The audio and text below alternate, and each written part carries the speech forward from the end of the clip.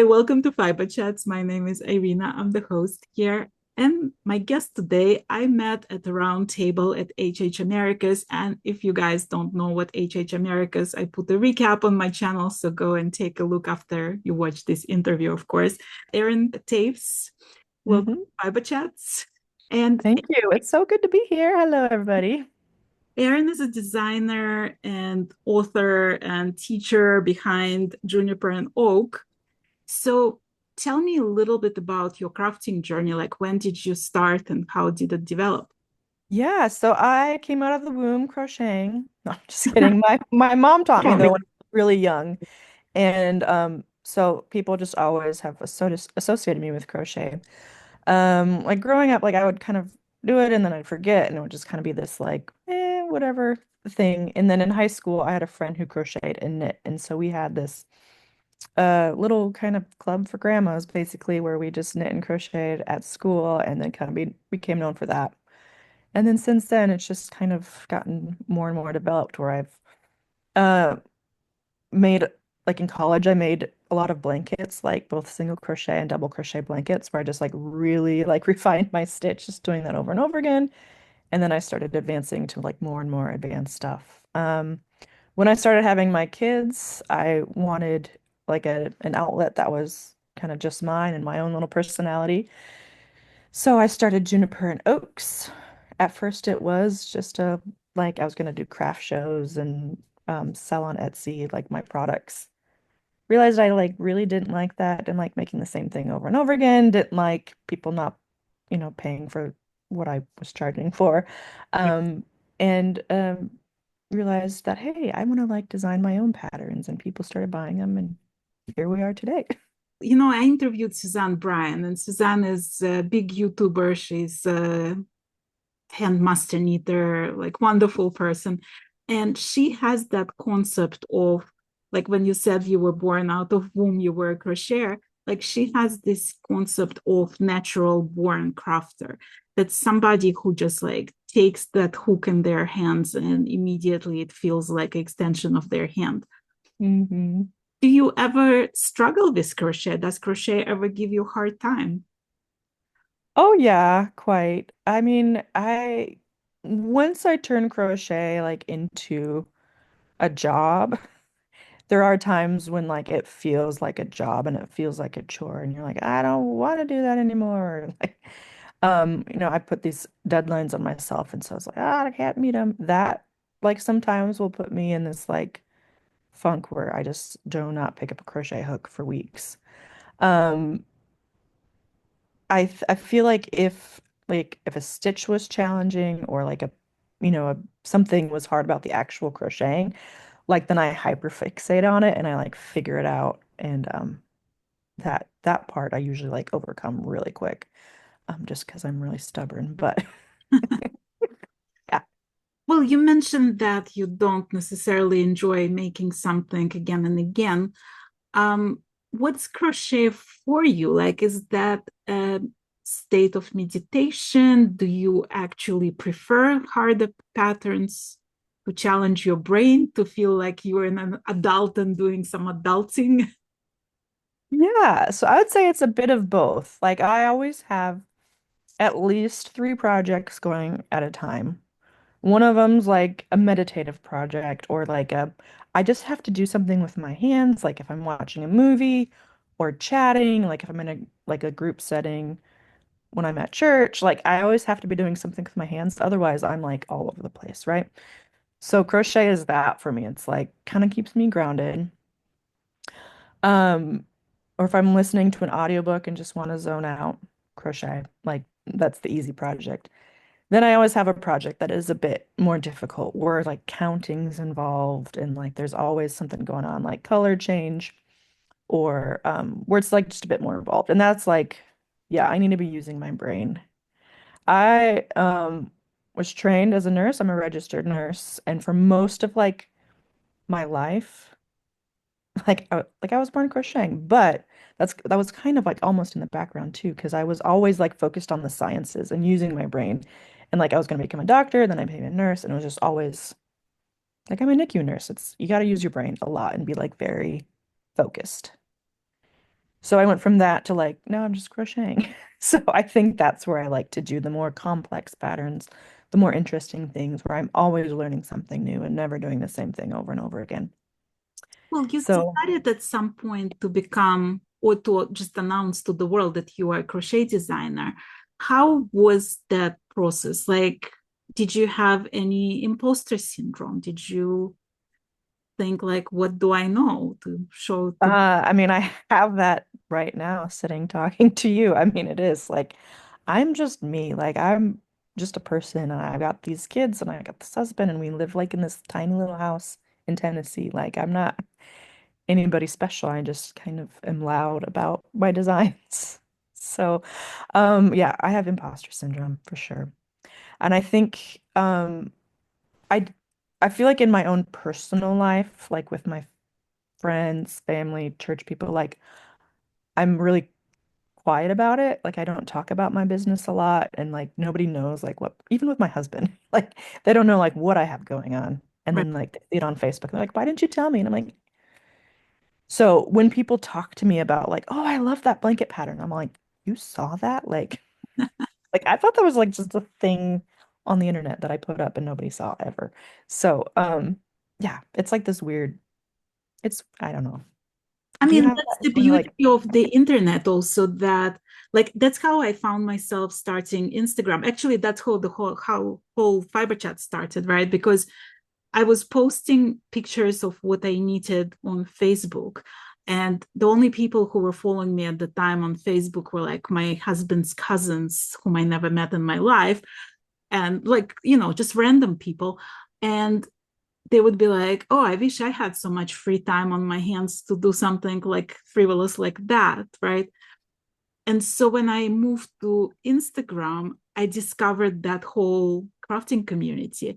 And it was so freeing and so encouraging to find people who understood the difficulty of what I was doing, who understood the enthusiasm that I held for that hobby, that understood that desire to have extra skein of yarn in your hands. It's like they were like my people. I found my people. They weren't like living next door to me necessarily. They were out there all over the world. And yeah, it's really fun, discovery.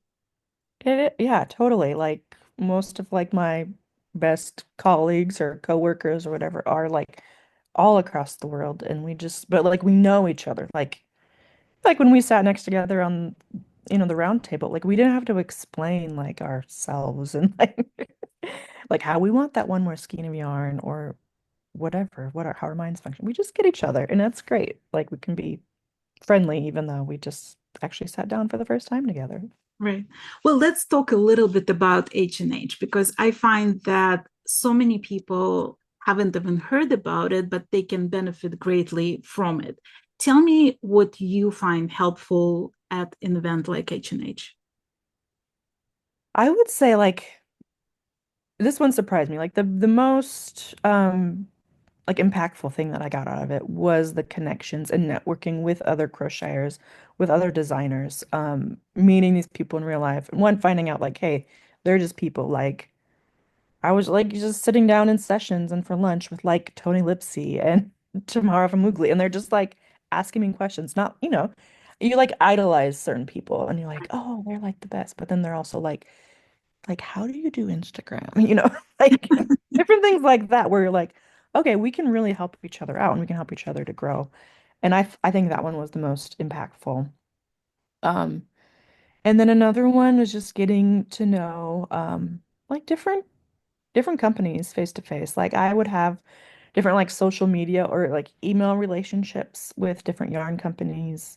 Um, but then just to be able to go in face to face and be like, hey, this is me and this is my personality and like this is how I function.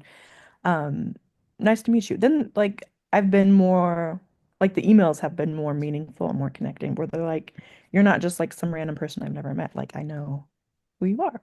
We sat Um, at the same table, yeah, for sure. yeah, exactly. And I find So also the fact that it's a trade show, the brands are actually looking for these collaborations. So it's not like when you're sitting at home and you're trying to find that connection, it's like that feeling of cold calling, and like Hmm. sell something that nobody wants. You're in the place where people actually want what you have to offer. So it's actually very empowering in that sense as well. For sure. I mean, for me, it was funny because I said every single person who walks through these doors could potentially be on my channel, because like I interview all kinds of industry professionals and fiber artists and designers and this is every single person who is at that show. Yeah, there are people. I think that's so phenomenal.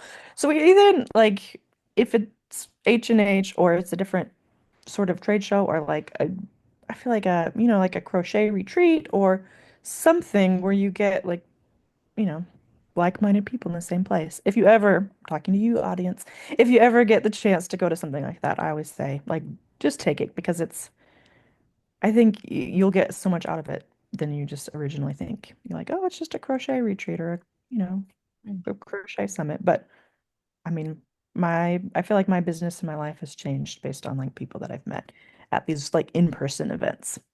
Well, talking about crochet retreats and crochet events, you have a crochet event coming up in August.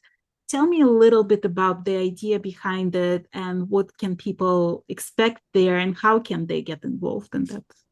Sure. So I am running a virtual event. It's called the Mosaic Crochet Summit, and it's happening in mid-August, August 15th through the 17th, 2025.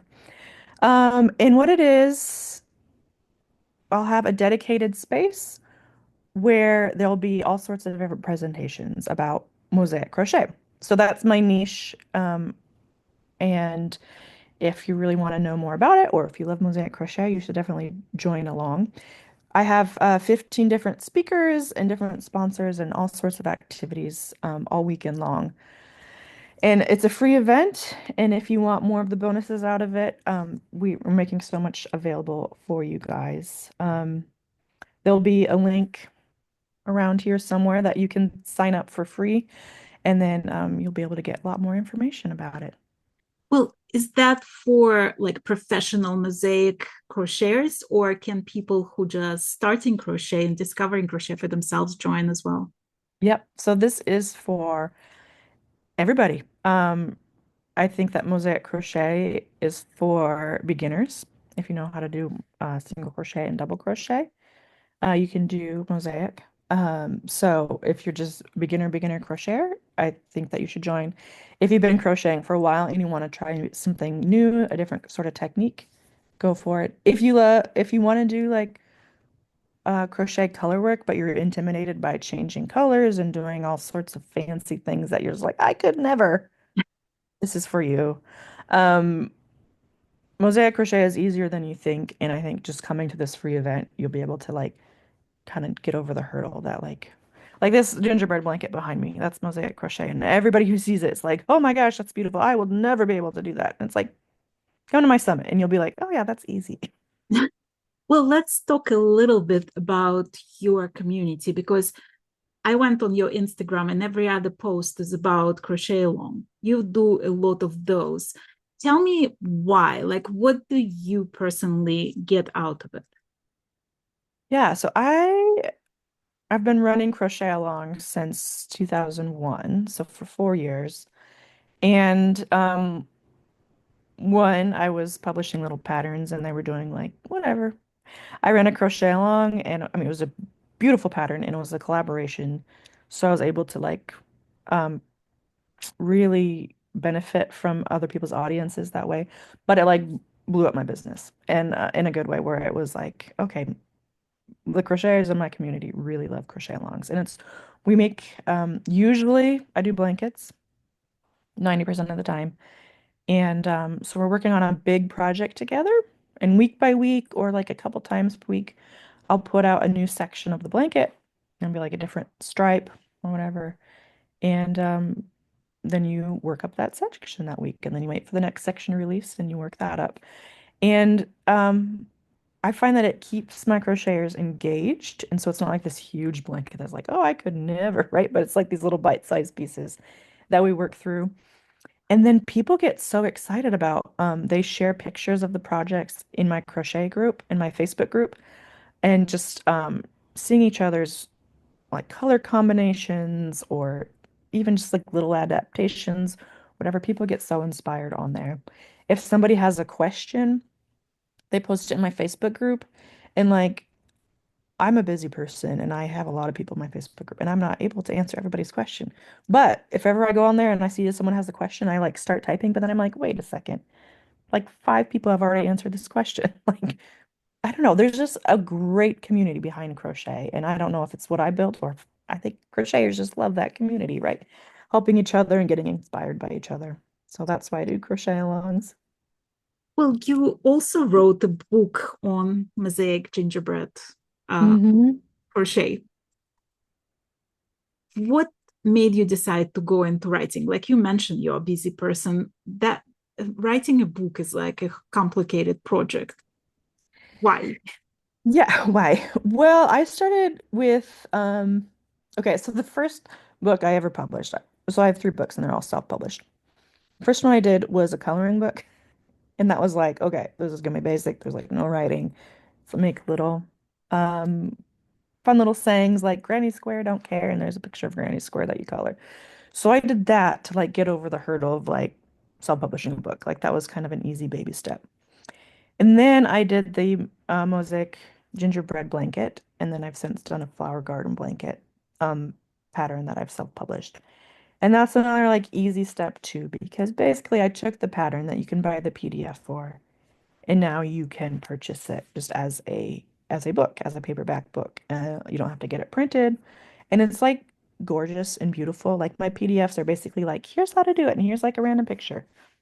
This book, I don't have one anywhere nearby, but I mean, it's gorgeous. I love it. Like, just I love to flip through it because it like makes me happy. It's pretty. And then I added a bit of writing in there, but it's basically the pattern with a little bit of like, here's why I wrote the pattern, and here's who I dedicated to, and whatever, whatever. So then my next step is like getting more involved in like, yeah, I don't know. So I'm just like taking baby steps in this whole like author journey. So we'll see what happens. But Well, I mean, is there like a business plan behind all this madness? Like, do you have a vision? Do you have like a world domination ambition in your mind? yeah, for sure. It's not necessarily organized in any sort of like business plan, but there's I at H&H I talk to a lot of different book publishers, craft book publishers. So there are different conversations in the works to get more of that out there. So it's not just self-published, but I have like a publisher's name behind the things that I do. So I'm working on that, and it is like a bit of an upstep because it's not like anyone can publish anything on Amazon KDP. Uh, but in order to get like fully published, like my pictures have to be really great, and my ideas have to like it has to all be like a plan, right? And it has to go well together. So I do want that so that it's more than just my audience who is seeing these books. It's the world, right? You're gonna see Juniper Oakes all over the world. You also an educator, you teach classes. Is that like were you also naturally born educator, or is that difficult to come out there and say, I'm the teacher, I'm the one who's going to explain you things? Yeah, it's kind of difficult. Um, I have a lot of tutorials on YouTube, and to me, those are easy because I'm in my house talking to myself and like I'm crocheting and I'm saying a lot of things. And if I mess up and I say the wrong thing, I edit it out. And if I watch it, I'm like, that makes no sense. Then I can like add another little bit and have that make sense. So I like teaching on YouTube to me, like I can do that all day. But then I've done like some in-person workshops and that like I need to definitely practice doing that more because like or I did a live thing on Zoom and I'm like, I completely told you how to do that wrong. Like I the mean, words out of my mouth were wrong, but I was like doing it right, and they're like, what's happening? What's going on? I'm like, okay, that was a waste of everybody's time because I taught you wrong. So I feel like I jumble up my words a lot and I'm not very organized. So anyway, I'm just like putting myself down. It's a challenge, but I'm practicing. I mean, you talking about your day, right? What does your day look like? I mean, you have three little kids and you're writing books and you're teaching and you have a very busy YouTube channel, and half of it is in podcast and half of it is tutorials, and you're running the crochet alongs. How do you manage all of this? Yeah, so I mean, that's why, man, I don't know. I don't manage it at all. A lot of things slip and slide where I haven't really done a podcast on YouTube for a while, and I don't feel like I'm very consistent in one thing or another, where I'm working on the summit and that's like almost my sole focus. Except I have this other crochet along that's going to happen as well. So like I really just have to take whatever pockets of time I have to dedicate to whatever. And I do, like I ask for help. I have like somebody who's better at designing books than me. And I was like, hey, can you design this book for me? And so I don't do everything solely by myself. This summer while my kids are at home, like I'm gonna try to be here. And like today, I like gave them their, their Nintendo Switch, and like as long as you're over there and you don't come out, Right. like you can play. As soon as you come out, I'm taking it away. Right. So there's some of that. And then I also like I've hired babysitters for different days this summer just so I can do the dedicated focus time. I can get a lot done if I sit down and focus, but my husband always reminds me that I can't and I shouldn't do it all. But I'm an idea person and I really want like when I come up with an idea like Mosaic Crochet Summit or I want to publish this book or whatever, I'm like it's going to happen no matter what. Um, so I don't know how I do it. I started this business when my baby was like a baby. And I just worked in the margins and I probably worked too hard when I should have slept and all that. You But know, I'm I learning just I more just about self-care and boundaries and all of that. I just saw this documentary and they were talking about like what jobs AI can replace and what jobs it cannot. And one of the things that's been said is that AI is really not good with multitasking. And I feel like being a woman and a wife and a mother and a crochet designer and all of those things, like there is no AI that can ever replace you. No. But I did this chat GPT rant the other day where I'm like, hey, I mean chat knows me. They even said like, hey, you got a lot going on. They chat GPT modeled that the other day. But I was like, hey, you know all the things that I'm going on and like you know that I love my family and that I have like these kids and that I want to like have an enriching summer for them, but I also like need to get the summit done. Like what can I do? And so it gave me like a schedule where it was like, do this. And like while your kids are doing that, then you have like 5 minutes to do this. And, it was helpful that way where it can't do it for me, but like it kind of opened my brain up into like, oh, there's a different way of doing things than I originally thought. Like, that's a great idea. It's good at giving me ideas on how to multitask. Do you ever feel like you doesn't matter what you do and doesn't matter how much you try, you're like one step behind and there is somebody who is more successful, has more followers, gets more things accomplished, things like that? Yes, of course. I get into like I get into where I like follow different people on Instagram and I'm like, okay, they're so great and I could never, and why, how can they be so successful? And da. But something that I've been trying to do the past few months is one, like unfollow those people because it's not helpful for me to like get negative like that because then I focus on that and I don't move forward right in myself. So I'm trying to like either like block those people so I don't see them or just like be like, oh wow, good for them, but I'm like doing this thing over here and so that's what I'm trying to like set myself up for success that way and put boundaries around what my brain will do and think. As soon as I'm like trying to compare, I'm like, okay, stop it. No, we're doing this lane. Stay in your lane. I want to go a little deeper into that. How do you define success? Like, what, in your view, what success is? Because, like, I have that argument with my husband all the time. Like, we live in the society where a lot of people think that success is money, how much Mm. money you make, and how, or fame, right? Like, so what's your definition of success? Hmm. I don't know. Um, because that's another thing that I battle back and forth. It's like, okay, I want to reach this goal, and when I'm like get this much money, then I'm successful. But then it's always like, always moving the ladder up and up and up.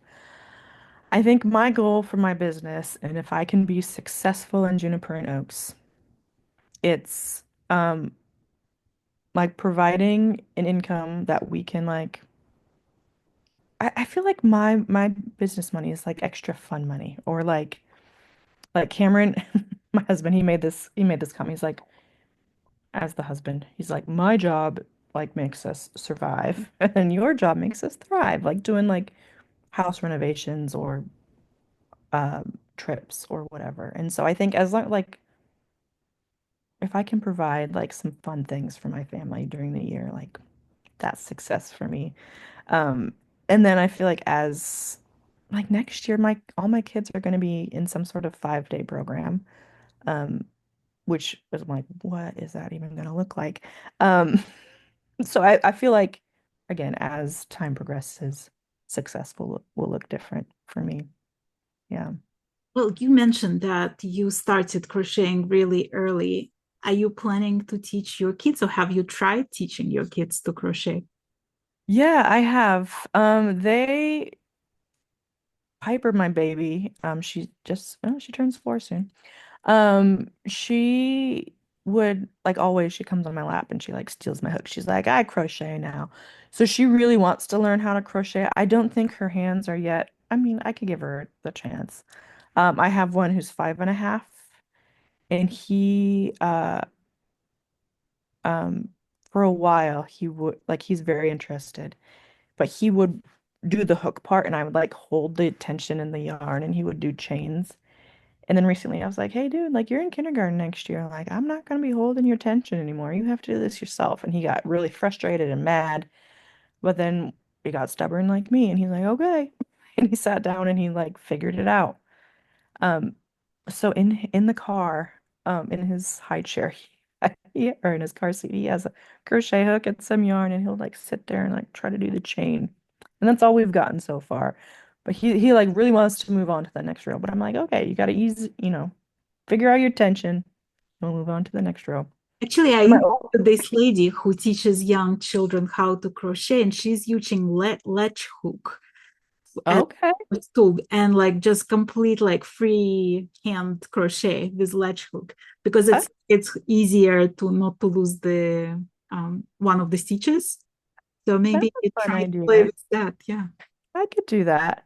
My oldest at Christmas time, so he's almost 9. Um, I taught him how to chain because I don't, I felt like he needed to do something with his hands, like maybe ADD, ADHD, sort of like he just needed something to do. So I'm like, we're gonna learn this. And he got really frustrated. He's one that if he's not perfect right away, then it's like, I Right. suck at this, da da da, like very dramatic. Um, but he got the chain down. And so for Christmas, he made the garland for our Christmas tree. I was like, this looks really good. Your tension's great, fabulous. Let's do the second row. And he's like, Mom, I don't want to be a crocheter. I just need something to do with my hands. And I'm like, okay, Oh, he might broke come my back to heart a that. little bit, but that's fine. Yeah, you never know. I mean, he might rediscover it later in life. I feel like this is like I learned how to knit. My grandmother showed me how to knit when I was probably like 7 or 8, and I haven't touched knitting until 7 years ago, and now I can't stop. So like, you're putting the skills out there, and like Yeah. you never know. This summer, I did buy some different kits for them to try, where like one's like a sewing kit where most of the parts are all put together. You just kind of have to like seam it together, and a punch needle set, and the pot holder loom sets. And so I'm gonna introduce those to just like I don't care what you do, but we gotta like make stuff with fiber somehow. Well, there is this little tension, I feel like, between crochet community and knitting community, which, I mean, I might be wrong, but this is how like I hear it, right? That crocheters only use cheap acrylic yarns and the knitters are the snobs of the yarn world and they're using all the luxurious yarns. What's your yarn stash looks like and what do you like to crochet with? Yeah, I would say my yarn stash maybe right now is like 75% like cheap acrylic big box store sort of yarns. Because and that's what I was always like I was never introduced to like the luxury yarns or like the local yarn store yarns. But now over the past few years as I'm going to my local yarn store more or just like learning about the different fibers and like realizing how much better my my blankets and stuff are with like better fibers. Um, so that's I'm getting more like 25. So it's kind of going more in that direction. I think um I'm working with some of the yarn companies that are at H&H on doing crochet alongs using their yarn. Some of it's like I don't know if I'm supposed to name who I'm, working with, but like like cheaper high-end or even like hand-dyed yarn. I'm like working with somebody, like we're making a plan for that. So like crochet can use whatever yarn they want to use. I f- uh I think that there's a place for you know, cheap yarns.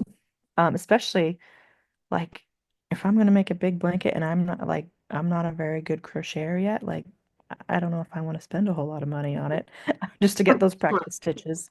Another thing that was discussed at H&H was again that sort of multi-craftedness, right? Like when you come to a yarn store and it's predominantly like all the samples I need and the needles and whatever, and there is not much for crocheters, it doesn't make them feel very welcome. Tell us a little bit about your local yarn store and your general experience with yarn stores. Like, do you feel welcome? Do you feel like there is inclusivity for crocheters? Yeah, I feel like my local yarn store, shout out to you, Christy, is that is very inclusive to crocheters. And it's not just like a crocheters welcome sign on the door, which she does have three of those, but it is she's got samples that are worked up in crochet. She's got like great selection of crochet hooks and like crochet books. Um, then they're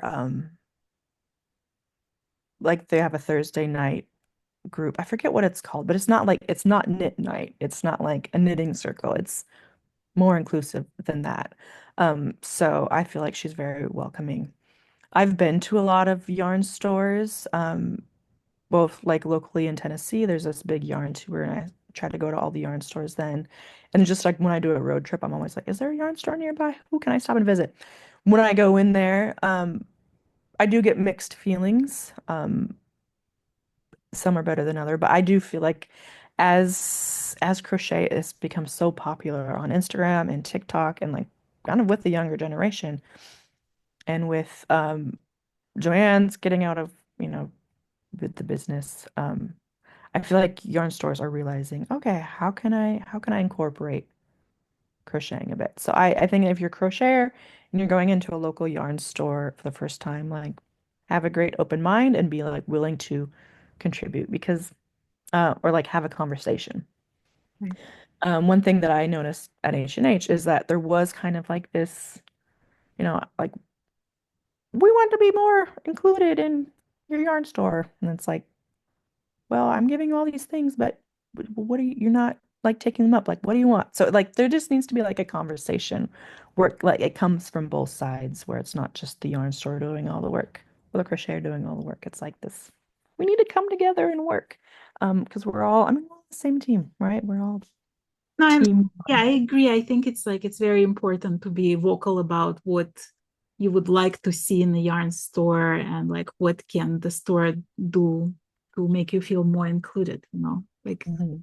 sometimes people just don't think about it until it's a problem, you know? So sometimes like Right. picking up the issues can pre-solve stuff, you know, without it becoming a war between the crafts. Exactly. Communication is key, as they say. Well, do you think that crochet, I mean, in my view, like I'm not a crocheter, but I can crochet. Like I know basic stitches. I'm horrible at reading charts, which is like I Roseanne Fleischauer, who introduced us, she's been working on me, like trying to teach me how to read some charts. So Roseanne, thank you from both of us for this introduction. But like, do you feel like every crocheter could or should try other crafts? Like, is that like, are we going in a single lane for a hobby, or should we experience, explore other things? I'm all about trying new things and experimenting.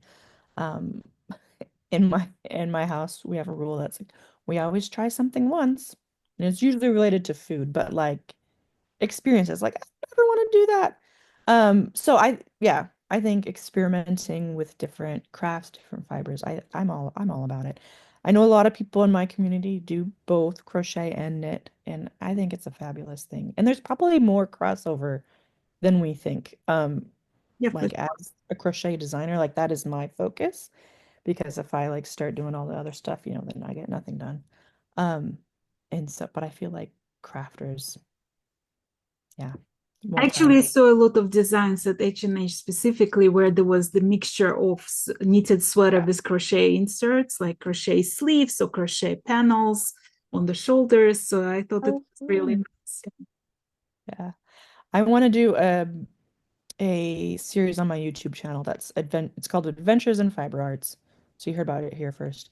But it is where I'm like experimenting with punched needle and like dyeing yarn and just all the different stuff where um I think after this Mosaic Crochet Summit, since that'll be like my focus for months, I want to like have some fun and like get back into crochet and fiber arts as a hobby and not just like we gotta make sure we check all the boxes.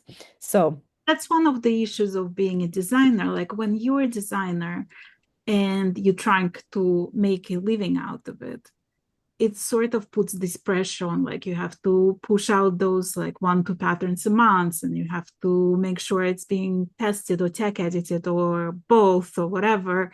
mm, Does that whole hassle takes the joy out of the craft for you sometimes? a little bit. Um, I mean, yeah, once I start like focusing on like, why I have to follow the checklist, it does get a little bit tedious and hard. But when I do things how I normally do things, which is I'm not like a checklist person, I just like fly by the seat of my pants and I make this and that, then it is, I mean, it's a lot of fun. I feel like my business could be a lot more, could benefit from a lot of the organizational part. But I try to keep it fun. Like I said, this business is for our fun money. So like if I grow to hate it, like then it's like, no, I'm not gonna do that. If I'm gonna be crabby about my business, we're not gonna do it. So I try to keep it fun. But there are times that I think I mentioned this already where it is like it's a chore and I say, oh, I don't want to pick up my crochet hook. Like I just try to like just ride that and I have a color by number kit that I like try to pull out if I'm like, I gotta get away from this. So I just try to keep it fun around here. How do you decide what's next? Like what project you're gonna work on next? Do you have like a list of Christmas gifts that you have to achieve, or like hats for all the members of your family, or do you find time to crochet just for yourself? Great question. Uh, it's a bit of everything. Um, I've kind of stopped crocheting things for people, which is sad. But when somebody that I really want to make something for them, um, I'll try to design something new so that it is like, okay, this is for you, and also you can buy the pattern. Yay. Sometimes that takes the fun away from it too, but I go like seasonally and you have to work in advance. So like in the spring, I'm making a Christmas blanket, and people always laugh because here it gets really hot, like 80 degrees, 90 degrees. Fahrenheit and I'm like crocheting a blanket and people are like, are you crazy? And I'm like, no, because this needs to be ready for like crochet season for when it's cold. Like, so it's kind of seasonally that way. But then I also have fun projects like, oh, like for H&H, since I normally do blankets and I wanted to showcase like my crochet work, I'm not going to carry a blanket around everywhere. So I crocheted up a mosaic t-shirt and that's going to be a pattern one day, but it was just an easy way to be like, oh, hey, this is how the pattern works and this is how we do it. Um, and then now I'm making another garment like in a similar way. And so right now I'm inspired by like the hexacardy, like the granny square hexacardy thing. And I'm like, how can I do mosaic crochet, but it's like a hexacardy, right? Just like using those trends in my own personal way. So that's another way I'm inspired. Are there like ever times when you out of ideas, or if not, then how do you find the inspiration? Like, do you write those ideas down? Do you sketch it? How do you keep track? I feel like I'm never out of ideas. There's always something. Um, the most common and most inefficient way that I keep track of those is just the constant running list in my head. But I'm trying to like I now I have an Asana board that's just like there's a section it's called like the big ideas. And so if I have the ideas, I put them there. And then when like I'm actually going to execute them, I move them to like where they are supposed to be in the calendar. And it's like, okay, quarter one, these are the projects I'm going to work on, and quarter two. I'm trying to be organized, people. Uh,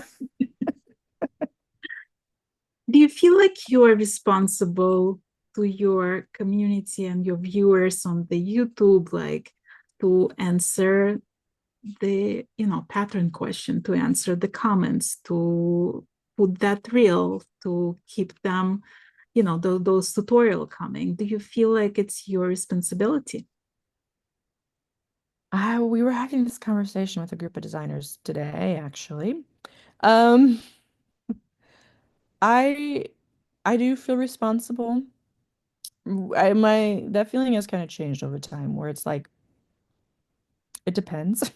If I'm putting a free pattern on the internet and like someone's having like a hard time understanding it, there's it's just different levels of responsibility where if there's something wrong in the pattern, like totally like I'm gonna fix it. Thank you for pointing that out. Like sorry about that. We'll get it and whatever. Um I because I've gotten like more people in my community, it's hard. Like I can't answer everybody's questions. And I want to, so like I feel that responsibility. Um and that's why I do like I love that my community is so great because they're able to answer each other's questions and they're fine with it. So if you're in my community, know that I want to answer every single comment and give you the individual attention and I'm trying. Um yeah, I feel like people who email me get more of my attention. Um, and then like especially if, they buy a pattern, I give them more attention because we're just investing in each other that way. And so I feel like there's different levels and despite the levels, like I'm a very empathetic person. And so if someone's struggling, like I feel that and I'm struggling with that as well. And so it's hard. I don't know. Does that even make any sense? How do you deal with negativity? Because like every once in a while, and I have the most wonderful viewers and followers, but every once in a while there's going to be this one really mean comment that like takes me out of circulation for a week, and I'm like, why am I even doing this thing? How do you deal with situations like this? Hmm. So I have those like spinning tornado moments like you have where it's like, oh my gosh, done, tearing it all down, like we're stopping this. So like that's always my initial thought. And like maybe I'll spend the day just being like, oh my gosh. My husband will come home and he'll like be like, this is ridiculous. Like he's like, one, like they're wrong because of this and this and this. And like too. Also, they're just one person, and like think of all the other people who think you're great. It's like, oh yeah. Isn't that just like terrible that one person can just like ruin your whole day?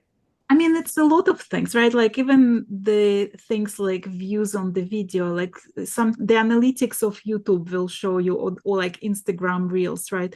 They'll show Hmm. you that like the views went down, and you're like, oh my God, like why did I do that? Only 300 people saw that. And then I if am you here think for that. about like getting 300 people in the room to look at what you're doing, it's like mind-boggling, right? So you Right? forgetting the concept of that, like it's Yeah. becoming numbers. And then if you just like wake up for a second and it's like, that's a lot of people who actually saw it and left nice comments, you know? I think my cure for the problem of like dwindling analytics is like, hey, like I don't look at my analytics. I have no idea what's happening. And so that's really nice because I don't, that's nice. I mean, on Instagram, you always see like on your profile, like how many views, whatever. Um, so that, there's some sting there. But I my oldest, he got into Mr. Beast for a little bit. He was talking about Mr. Beast, da da da, and he's like, great on YouTube, like all these subscribers, whatever. And then like I was on my computer, like on my YouTube doing something. He's like, oh, you only have that many subscribers? Like nobody says this to me. I'm like, hey kid, like, do you know what the population of our town is? Like, and do we live in like in a huge town or tiny town? Like, whatever. He's like, oh, we live in a good sized town. I'm like, you know what the population is? And he like looked it up and I'm like, that's how many YouTube followers I have. Like, imagine the whole town was like watching my stuff at the same time. He's like, that's pretty cool. I'm like, yeah, and I'm your mom. Like, I I'm think it's cool. actually like one of the best reasons to continue this whole design career, because it gives you the sense of identity. It gives you it's sort of like you on your own path of your discovery of you as a fiber artist, of you as a human being, of as a woman, you know.